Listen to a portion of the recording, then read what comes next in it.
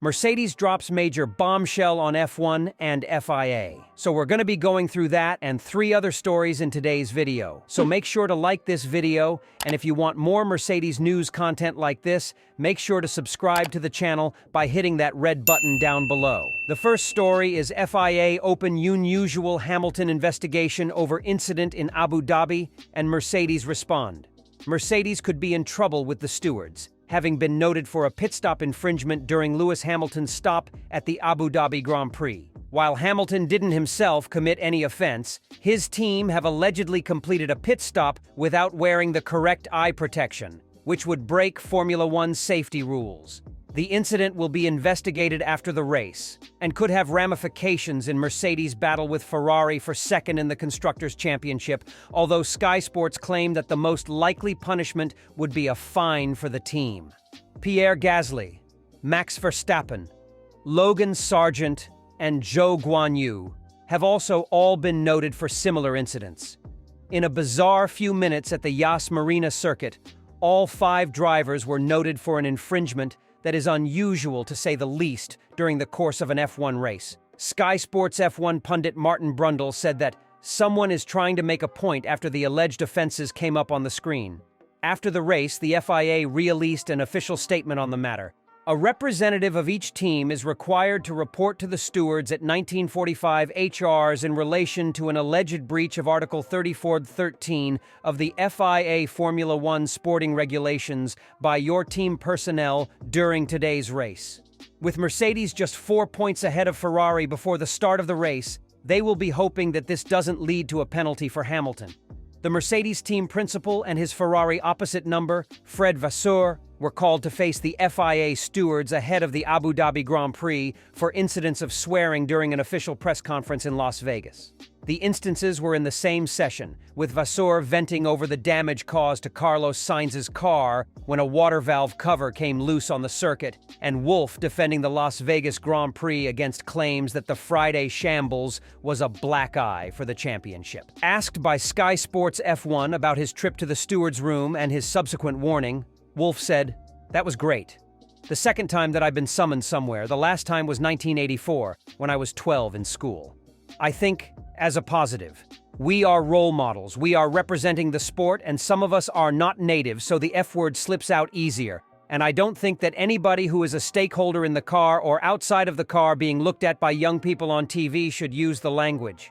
It is not uncommon for drivers or certain team principals to be heard using profanities, with these bleeped out on the live broadcast but placed front and center on Drive to Survive." In its ruling against Wolff, the FIA accepted that the use of the language concerned was in this case unusual and was provoked by an abrupt interjection during the press conference and therefore cannot be regarded as typical from this team principal, with this viewed as suitable mitigation to issue only a warning. As F1's audience includes children, something highlighted by the 3rd special F1 Kids broadcast of the season, Wolff added, "There is a much bigger picture. That is why I accept being called there, because of the much bigger picture. We all, whether it is drivers, team representatives, FIA officials, we need to adhere to the sporting code. We need to adhere to the Concord Governance Agreement of how decisions are being made. We need to adhere to the FIA Code of Ethics, all of us. This episode on swearing, which I applaud that we are stopping that all of us together, there is a certain set of regulations and guidelines that we all need to adhere to in the best interests of the sport." The second story is Toto Wolff promises good things in the pipeline for Mercedes in 2024. Toto Wolff has revealed that Mercedes have good things in the pipeline as they look to return to winning ways in F1 2024. Mercedes ended 2023 without a win, their first winless campaign since 2011. They did manage to secure second in the Constructors' Championship behind Red Bull, narrowly beating Ferrari at the Abu Dhabi Grand Prix. Mercedes were ultimately no match for Red Bull, who won 21 of the 22 races. Also, even though they finished second, it was often their rivals Aston Martin, Ferrari, and McLaren who could get closest to Max Verstappen during various weekends, depending on the track.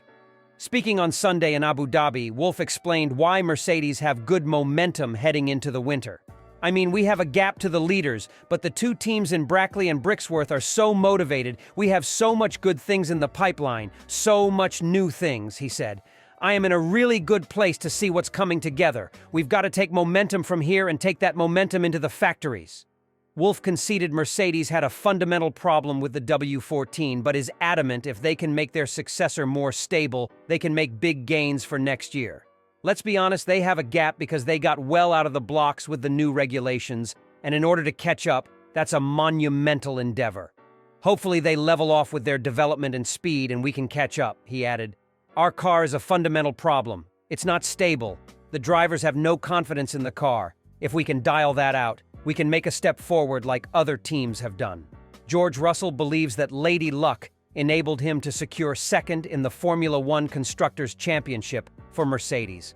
The Briton was in a battle with Sergio Perez in the closing stages after the Red Bull driver was handed a 5-second time penalty for a collision with Lando Norris. This produced a dramatic end between Russell, Perez, and Charles Leclerc, who employed gamesmanship tactics in an attempt to swing the points in favor of Ferrari. The Ferrari driver slowed down on the final lap to let Perez through to create a gap to Russell, but the Mexican fell short by 1.1 seconds at the flag. Russell believes the incident was a lucky break for Mercedes, given his own spate of poor luck at times throughout the season. Yeah, it was a great weekend. I'm really pleased to finish on this high because it's been a really challenging season, Russell told media, including Racing News 365. One, as a team, but on a personal side, just not getting the results that we probably deserve. The pace has been really strong on so many occasions, but just results kept on slipping through our fingers. So, Lady Luck may be on our side slightly today with Checo's penalty, but I think that more than made up for the other races this year. Russell could be heard coughing during the post-race press conference and over team radio during the race. The Briton admitted that he has not been fully fit, owing to the intense travel scheduling that drivers and teams have had to put up with in between Las Vegas and Abu Dhabi. I've been really ill the last 2 weeks. Firstly, in Vegas with a big fever, I couldn't sleep and just felt awful, said Russell. Then I've had a horrendous cough that stayed with me all week and in the car. I was coughing every single lap, but when you're strapped into the car, you can't breathe. You can't take a deep breath in to get the cough out, so it was just constantly with me. It was pretty miserable. So I was pleased to bring it home when I saw that checkered flag. Toto Wolff finds the large performance gap between Mercedes drivers difficult to comprehend. George Russell had one of his best weekends of the year at the season-ending Abu Dhabi Grand Prix.